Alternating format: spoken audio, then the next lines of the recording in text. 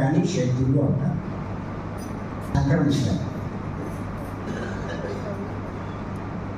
చూడండి, ఈ రెండు నేత్రాలు ఉన్నాయి. దీంతో మీరు ఏం చేస్తున్నారు?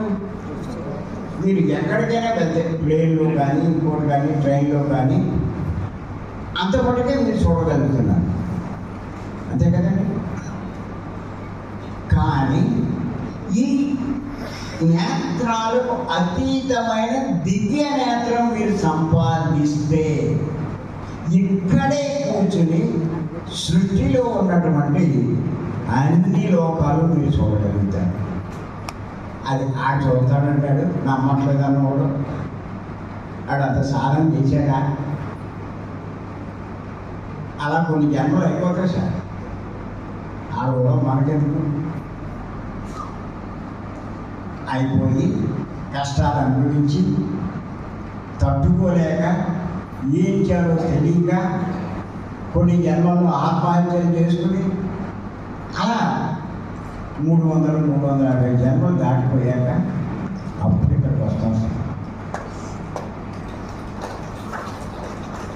బుద్ధిగా వింటారు సార్, నేర్చుకుంటారు సార్. అర్థమవుతాయి. వాళ్ళకి ఎక్కడ వస్తుంది అని నమ్మడం.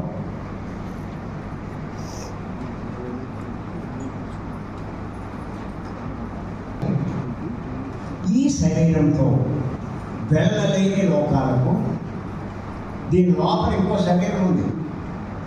ఏమంటారు దాన్ని? సూక్ష్మ శరీరం అంటారు.